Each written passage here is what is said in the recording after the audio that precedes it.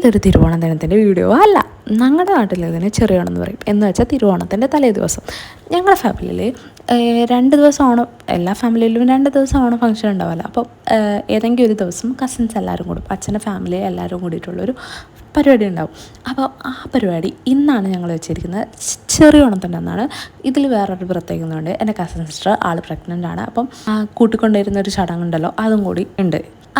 പൊതുവേ ഞങ്ങളുടെ ഓണപ്പരിപാടി അടിപൊളിയായിരുന്നു. കഴിഞ്ഞ ഓണത്തിൻ്റെ വീഡിയോ ഷോർട്സ് ആയിട്ട് ഞാൻ ഇട്ടിട്ടുണ്ടായിരുന്നു. ആ സമയത്ത് ഞാൻ ഇങ്ങനെ ലോങ് വീഡിയോ ഒന്നും എടുക്കാറില്ല. ഞാൻ യൂട്യൂബ് ഇങ്ങനെ സ്റ്റാർട്ട് ചെയ്ത് വന്നിട്ടേ ഉണ്ടായിരുന്നുള്ളൂ. അപ്പം ഞാൻ ആ വീഡിയോൻ്റെ ലിങ്ക് ഞാൻ ഡിസ്ക്രിപ്ഷനിൽ കൊടുക്കുക, നിങ്ങൾ കയറി കണ്ട് നോക്ക്. ഇത്തവണ അത്രയും വലിയ പരിപാടിയൊന്നുമില്ല. പിന്നെ പാസ്റ്റ് ഈസ് പാസ്റ്റ് ആണല്ലോ, ഞാൻ ആ കാര്യം ഇങ്ങനെ വലിച്ചു നീട്ടി പറഞ്ഞതുകൊണ്ടൊന്നും നടക്കാൻ പോകുന്നില്ല. അപ്പം നമുക്ക് കഥയിലേക്ക് വരാം.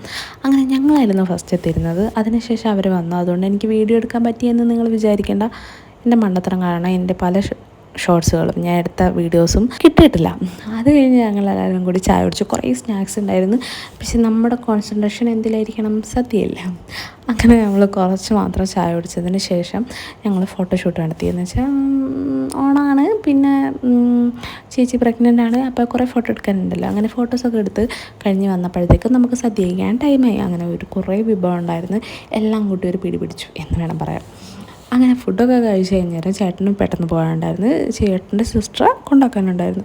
അപ്പം അവർ പോയതിന് ശേഷം നമ്മൾ ഫ്രൂട്ട്സൊക്കെ കഴിച്ച് കഥയൊക്കെ പറഞ്ഞ് ഞങ്ങളൊരു ഫാമിലി ഫോട്ടോ എടുത്തു. പക്ഷേ ഇതല്ല ഞങ്ങൾ ഫാമിലി ഫോട്ടോ, കാരണം ഒരുപാട് പേര് ഇതിലില്ല.